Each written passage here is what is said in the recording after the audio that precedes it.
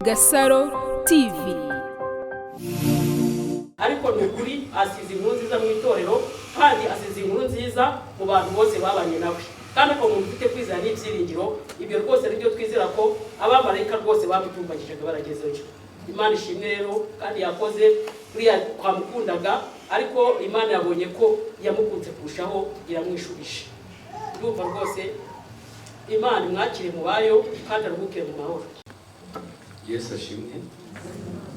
Nitwa Desire Ngabire twabana umuryango w'Agakiza Hope Family.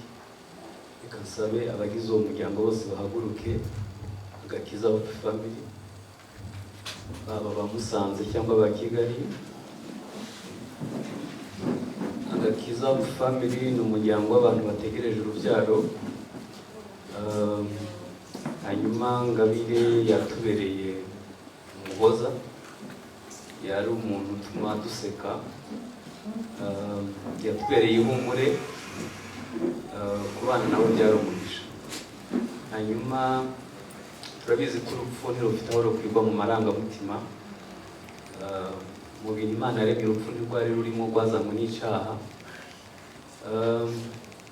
Ntabwo birakwirwa mu marangamutima yacu ko yagiye, ariko kuko tuzi ko ariyo nzira, twese uko turi hano Imana iduha imbaraga zingana n'iki gihe turi. Murakoze. Kuba nta icyo mvuga, Imana ni imbaraga. Ngabire ari imfura y'iwacu, bavuze twabana batanu, bamaze kwitaba Imana ari batatu, dusigaye ingena mu wanjye. Yaratureze igihe ababyeyi bacu batari bahari, atuvana habi atugeza hejuru. Nanjye twarabanye dutandukana ngiye kubaka urugo rwanjye. Gusa icyo navuga, Imana y'amahoro mu y'urukundo ridashira. Nizeye ko tuzongera tukabonana mu bundi buzima butari bubi. Imana ibahe umugisha. Murakoze. Icyambere nshimira Imana nuko mama agiye neza, agiye mu isanduku nziza cyane. Ntabwo nari nzi ko isanduku mama ariyo yajyamo. Nicyo kintu mbere na mbere nshimira Imana ko agiye neza cyane. Iyi sanduku najyaga nyibona mu mafilime, bavuga Imana mbega isanduku nziza. Rimwe mama yararwaye, ndi kwa muganga mbona ararembye, ndavuga mama nk'ubu apfuye nagenza gute. Nuko koko twamushyingura mu isanduku zisanzwe, zimwe zisanzwe. Mama arambwira ati Joy ntukabitekereze, mama ntabwo yabanye nabi, ariko ubonye ko mama atigeze abana nabi pe. Yahoraga ambwira ati Joy jya wiga kubana n'abantu, ati njyewe ubu nariremeye umuryango ndawufite muri Busanze, ariko ndabibonye. Mama tumuherekeje neza cyane mu buryo ntatekerezaga. Ikindi nshimira Imana, nshima Imana ko yapfuye turi kumwe, ko ndi kumwe nawe pe. Ndishima Imana, ni kenshi cyane numvaga naba afite ahandi naba naragiye. Ni kenshi cyane nabonaga akazi ahantu kure, nkaba sinshobora gusiga mami kuko uburwayi bwe ndabuzi. Nanze kumusiga paka kugeza na n'ubu apfuye. Ndishimye cyane ko mami yarandeze ndi uruhinja, namenye ubwenge ari we nzi. Ndishimye cyane ko apfuye nyiri kumwe nawe. Ikindi navuga amagambo menshi kuko hari byinshi nakamuvuzeho. Ikindi kimbabaje, apfuye hari byinshi twavuganye tutagezeho. Ikindi apfuye ntamwanditse ikamba ry'uko yanditse neza. nari mufitiye serivisi yo kumwambika ikamba ngo muhembe. Ibyo yankoreye ni byinshi cyane, ntabwo yari abizi ko mu mutima ngiye mbitekereza ko nazamwambika ikamba, nari kuzamwambika ikamba ry'uko yageze neza umubyeyi. Nagiye naryumwambitse,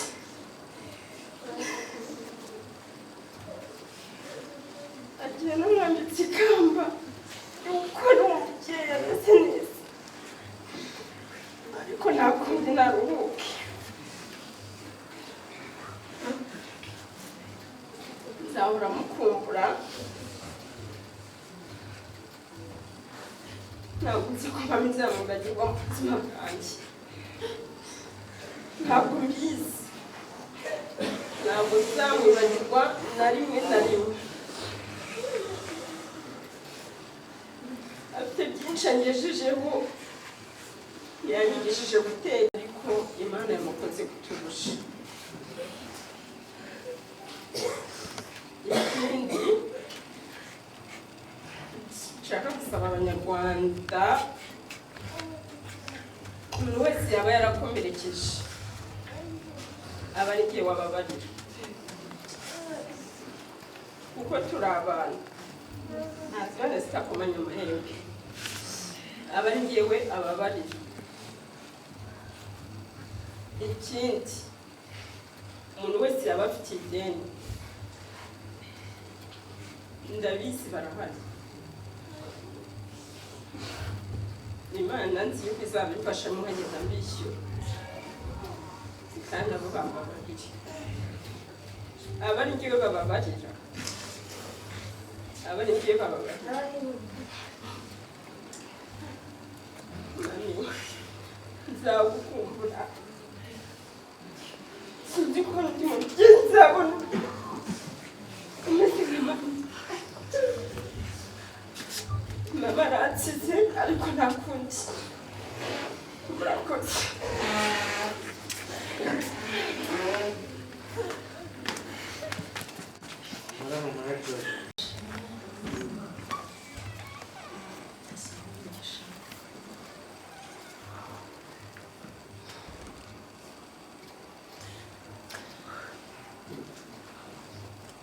Ingabire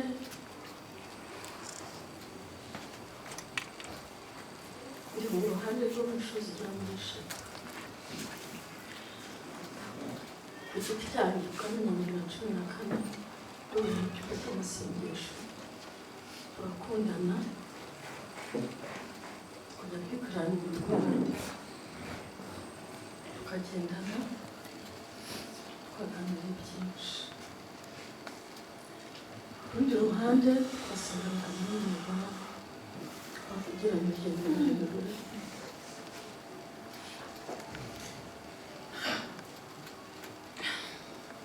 ko muri isi turi abagenzi,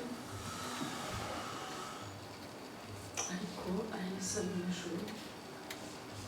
Urupfu rwe rugoye kuruvuga cyangwa se kubyakira no kubyumva, ariko nibuka amagambo ya nyuma twaganiriye, afite ibyiringiro bihambaye. Ikindi gice cya gatatu navugaho, twabonaga muri gurupe yitwa Twingi gurupe y'abanyamasengesho, ngabereye mu mararungu kuri gurupe. Hari indi gurupe twajyaga tujyana mu masengesho Kigali muri Women Foundation, twaragendaga twajyanyeyo kenshi, tukamara icyumweru turahari, twakoraga ibitaramo bimara nk'icyumweru. Mu by'ukuri ibyo mvuga ndabikora ku mutima, kandi n'abandi twabanyeho babizi. Iyo twabaga turi kumwe twarateranaga, niwe muntu watuberaga umumaro. Ahantu yakoreraga hari hafi aho mwari, twaragiye inama y'uko nyuma y'akazi yazaga aho nkora mu ofisi, tukagerera tugasenga.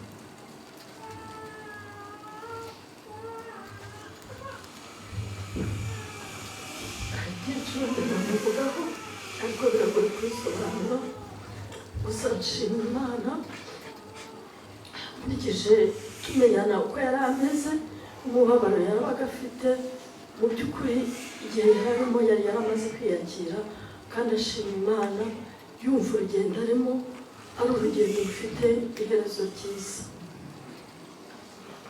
Yabanaga n'abantu bose, umwana wanjye yari inshuti ye cyane cyane, bahoraga bakaganira bakarera bose.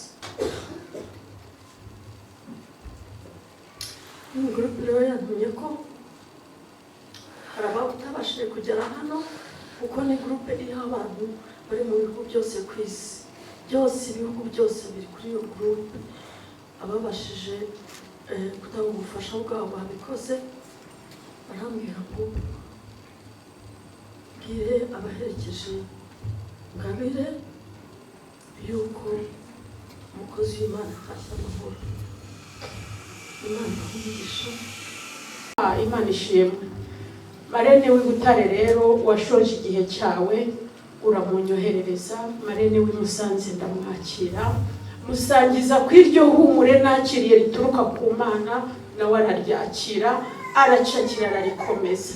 Ndashimira Imana rero mu gihe cye twaganiriye byinshi kugira ngo tubashe kugera kuri urwo rugendo rwo kugendana, nuko yambwiye amateka guhera kuri papa na mama kugeza ku iherezo aho ngaho. Muherekeza muri urwo rugendo, mufasha kwiyakira, mufasha kwakira ubushake bw'Imana nubwo butandukanye n'ubwacu, mufasha kwakira bifashijwemo n'Imana, ntabwo ari ku bwanjye. Ya Mana yampaye ihumure, ya Mana yampaye amahoro yo ku mutima, niyo yamusangije amahoro yo ku mutima, arangije apfuye avuye mu mubiri, asinziranye amahoro yo ku mutima, nk'uko mama Inise yabivuze. Niba ari ikintu kigorana muri ubu buzima, abantu bose babindera hariya Ikaraesi, suko bavukanye buriya bumuga, burya ni ukunanirwa kwiyakira muri situwasiyo runaka, akisanga yageze Indera yabaye nk'ikigoryi, ari kuvuga amagambo aterekanye, ameze ukuntu.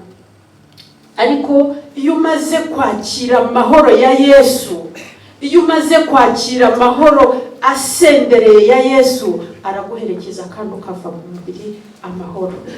Ngiye kwimuka rero mva i Musanze, nagiye i Kigali, arambwira ati Marene wanjye kunsize bw'imfubyi.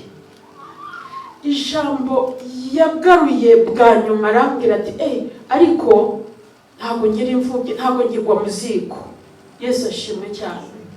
Yampamirije ko mu buryo bw'umwuka atakigwa mu ziko, nawe yamaze kubona amahoro. Ya mahoro yari akeneye yamaze kuyakira, ati nta kibazo genda, ariko ntabwo ngirwa mu ziko, atariko wansize nk'imfubyi. Ndashimira Imana rero yo mu ijuru ko atabarutse agifite ya mahoro, kandi ayo mahoro nawe yayasangije abandi. Haleluya! Ayo mahoro tugende tuyahererekanya. Amahoro ya Kristo ntagira uko angana. Ndashimira Imana ko avuye mu mubiri, asinziriye gitore gitwari, kandi avuyemo akiri mu gakiza. Hari benshi babivamo akabyinjira mu kwezi kumwe cyangwa umwaka umwe, akabona n'umunyenga w'akanya gato, impamvu imwe ntoya igatuma ahita asubira inyuma, akazabura n'ubugingo buhoraho. Ndashimira Imana rero ko Ingabire aho uri ahangaha aryamye, yajyaga ahahagarara, ndabyibuka neza, ari gusirimba, ari kubyinira Imana. Imana yo mu ijuru rero imirimo ye iramuherekeje, imwakire mu bwami bwo mu ijuru, imutuza heza, natwe tuzamusangayo. Imana ibahe umugisha.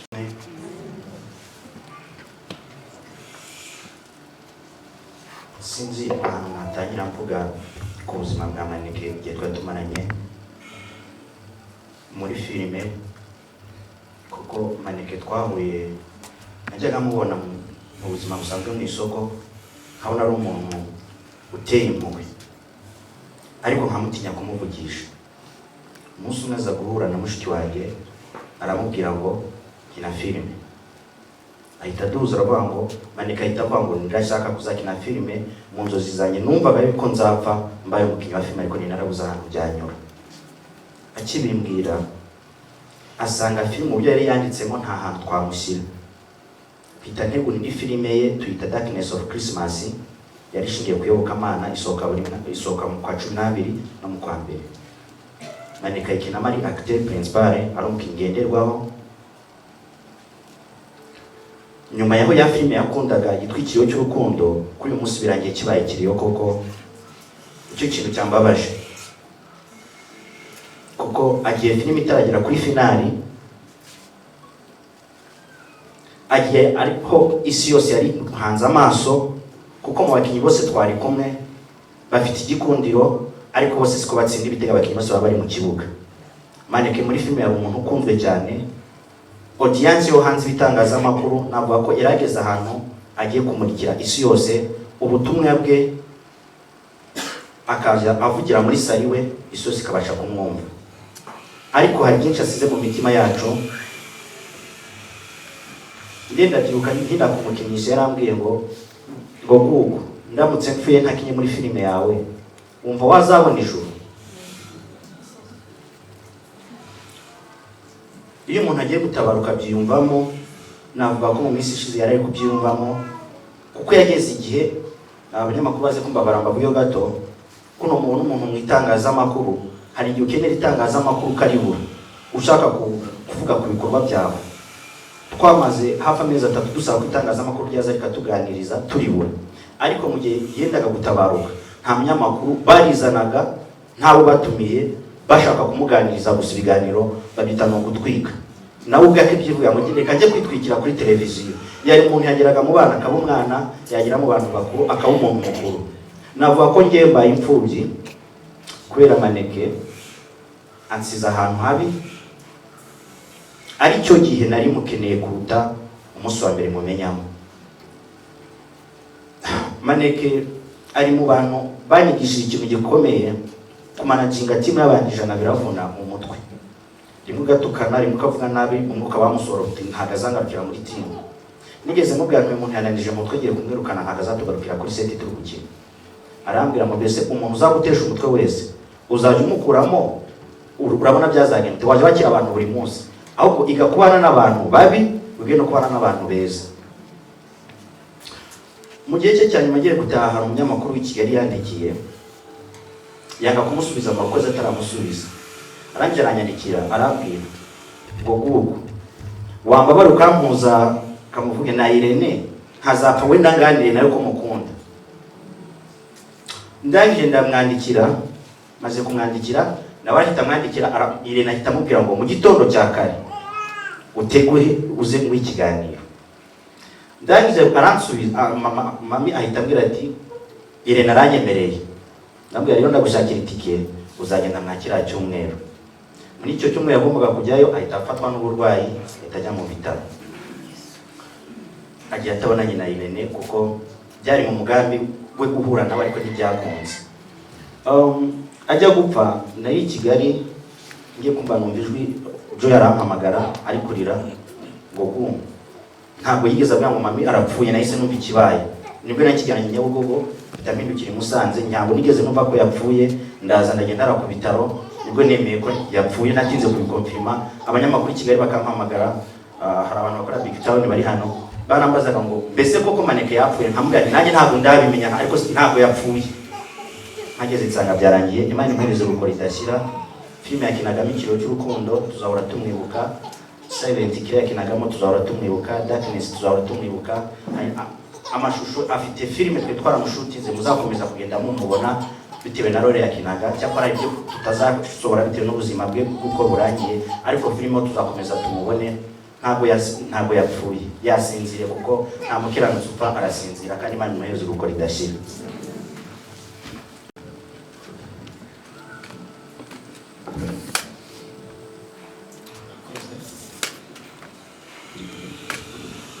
Ntabwo byoroshye abitwayeho, umunyamakuru wa Big Town muri Kigali.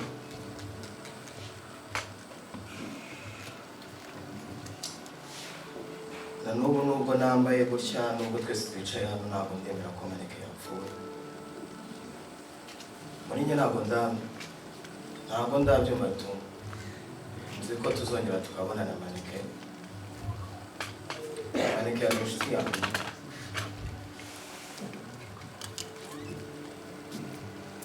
Ni izina ry'abanyamakuru bose gusabye imbabazi. Izina ry'abanyamakuru bose b'itangazamakuru ibigo bitandukanye tugusabye imbabazi. So nubwo atari njyewe wahamagaye bwa mbere ngo tubahe ikiganiro, ariko igihe namenyanye na maneke yarishimye kandi namwe mwarishimye. So abo banyamakuru bose mbasabiye imbabazi muri rusange.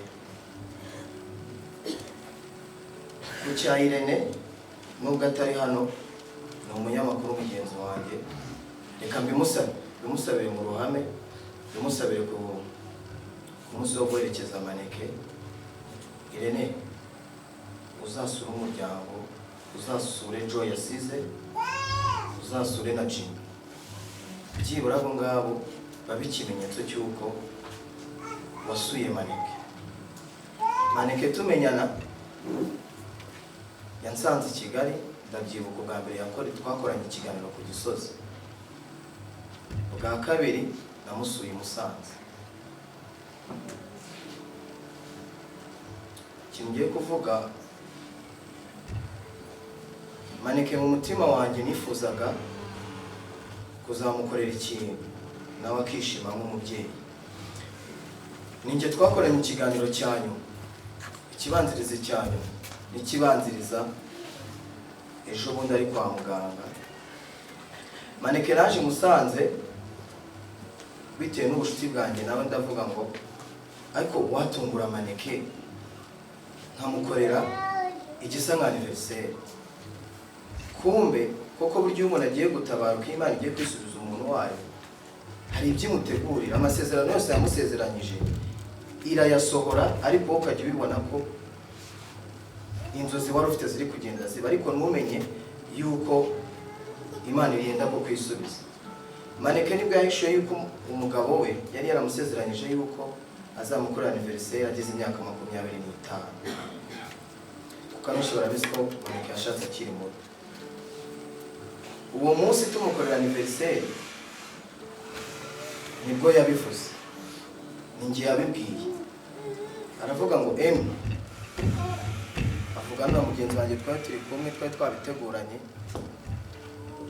ngo murame muki ariko nanone muranshimishije. Ati ubu noneho niyo nashaka nakwipfira. Jesi nari nzi yuko nyiri ibintu Maneke ari kuvuga byari ibintu ari Imana yabishatse. Ikindi cya kabiri, Maneke umukobwa mu ndu uyu munsi niwe wamundangiye. Maneke aho uryamye wumve ko umuntu wandangiye sinzamubabaza.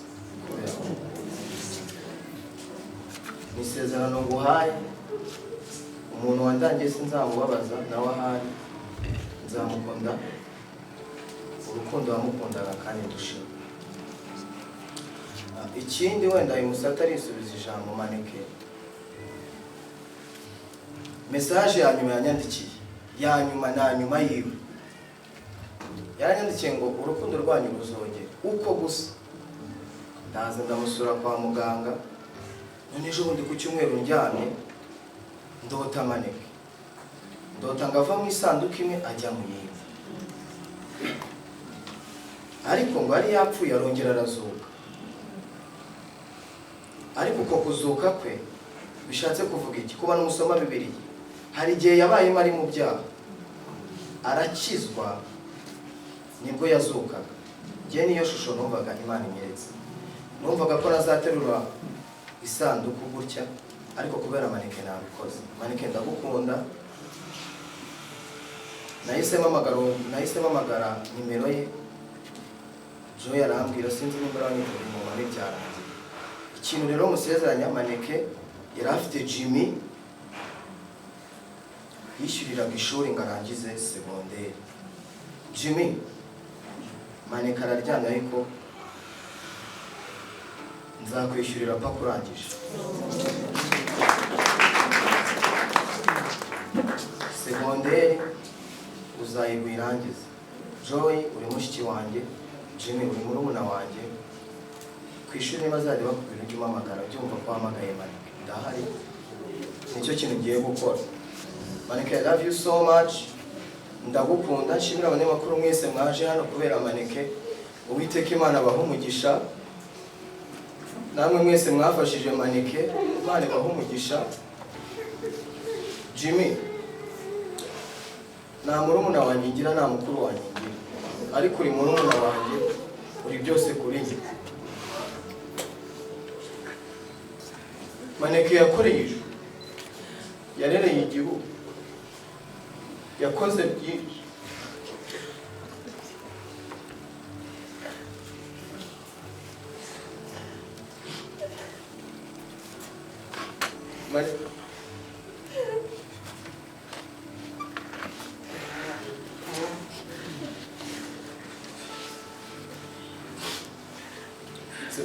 Reka mbere Maneke yitange.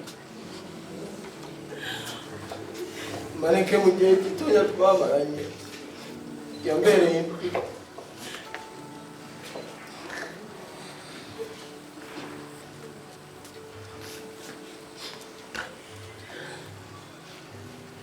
Maneke ndagukunda kandi ndabizi neza ko tuzongera tukabonana, kuko nimba Bibiliya ibyivuga ari ukuri. Hari benshi bavuga ko yanditswe n'abana b'abantu, nimba ari abantu yaranditswe n'abana b'abantu, ngiye mu myizerere yanjye nzi yuko tuzongera tukakubona. Ntabwo wapfuye, urahari, uri kumva amarira turi kurira nuko twagukundaga. Ikindi kintu kinshimishije kurushaho nuko Maneke apfuye ataruhije abantu.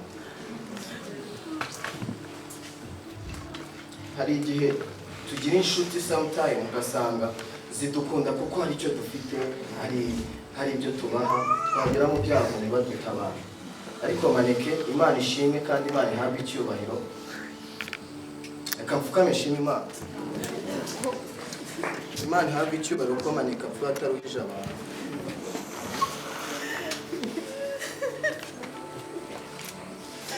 Amen. Murakoze cyane. Nitwa Francine Uwimana, uko babivuze ndi mama Elise. Icya mbere nabanza kuvuga, ndashimira Imana Data wa twese uri mu ijuru. Haleluya, haleluya, haleluya. Mushaka kuvuga muti wenda mama Elise agiye muri haleluya, ariko mfite impamvu ibinteye. Ngabire mami niko twajyaga tumwita, hari akandi kazina twajyaga twitana tukaziranyeho. Ngabire twabanye i Huye, ubuzima bwe yabayemo ari i Huye, tubuziranyeho. Ubwo ni ubuzima yabayemo nyine nuko Imana yari yabiteguye. Shimiye Imana rero kubw'uyu munsi mwiza udasanzwe. Ngabire ageze hano Musanze, ubuzima bwe yabaga i Huye bwatandukanye n'ubwo yabayemo hano. Ndashimira Imana yamuhaye agakiza, kuko mu minsi yose twabanye i Huye yajyaga ambwira ati mama Elise ibyo ngibyo urimo ni ibiki.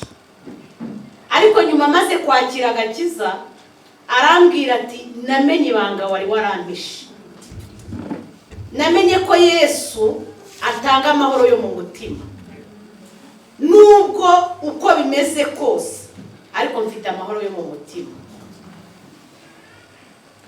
Mu by'ukuri hari ibintu byinshi twe twaraganiriye, kuko yari inshuti yanjye pe. Benshi mu basengana bazo mama Elise batari bamuzi ni isura, ni njyewe. Hari ibintu byinshi twaganiriye bigera no ku rupfu rwe.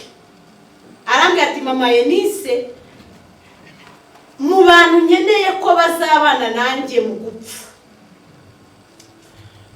uzaburimo. ntabwo nzi uko Imana ibigenza, ntabwo nzi n'uko ibikora. Umwana ku wa gatandatu yanyandikiye message nijoro ngo mami ararembye. Okay, nigira gusenga sinabyitaho cyane.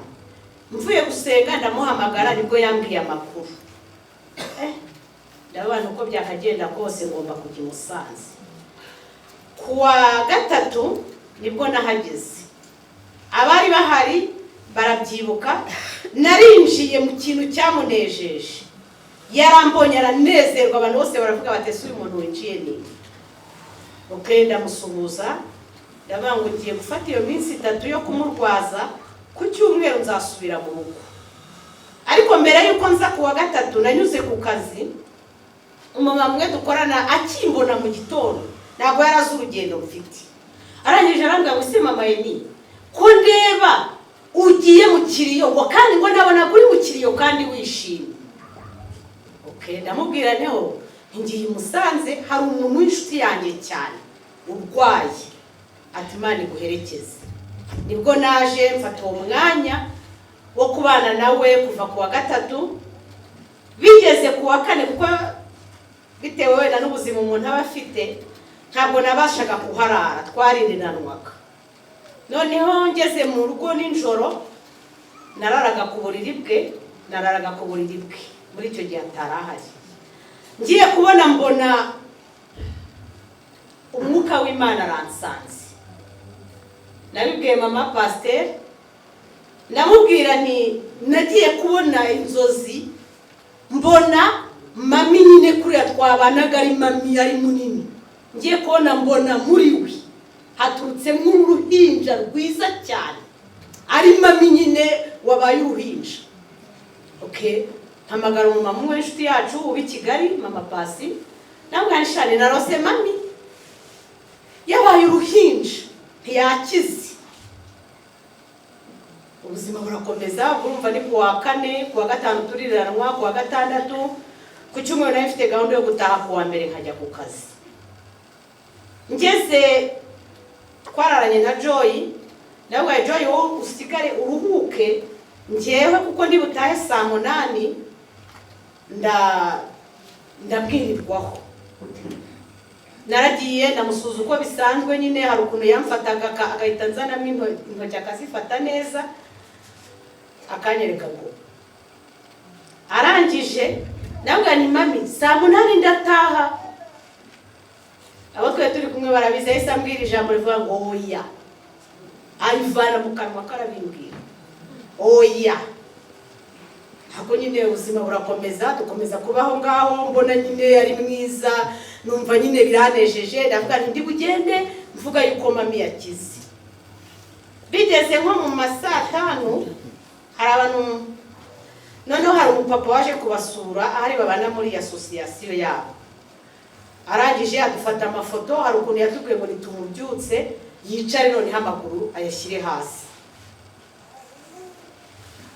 Baradufotora rwose nko mu masaa 5 neza. Baradufotora, yakundaga kugira akantu kameze ukuko. Nanjye ndabikora, ntabwo njya mbikora cyane ariko narabimukoreye. Baradufotora. Ndikumva ni peace mwana. Nyine bya bindi by'abantu b'inshuti murabizi. Birangije biba ngombwa yuko tumusubiza ku buriri. Aratangira gutranspira cyane, aragira icyokere cyinshi cyane. Biba ngombwa rero yuko tuvuga ngo reka tumukarabye, wenda nuko hashyushye. Nuko tutangira kumukarabya n'abana twari turi kumwe, ariko mbona acitse intege. Biba ngombwa yuko mbwira umwana twari turi kumwe, ntirukamuhamagare muganga. Muganga yahageze byarangiye. Mami mbere yuko birangira yarabanje amfata ukuboko nk'iminota, aramfata koko. Janine twari turi kumwe akajya ashaka kumunturaho biranga, ariko ntabwo nigize mbimenye nyine ngo mubwire nturabeho, ngo nyine ntabwo ruvuga. Ariko nyuma y'iminota itarenze 5 ngiye kubona birahindutse. Muganga yahageze birangiye.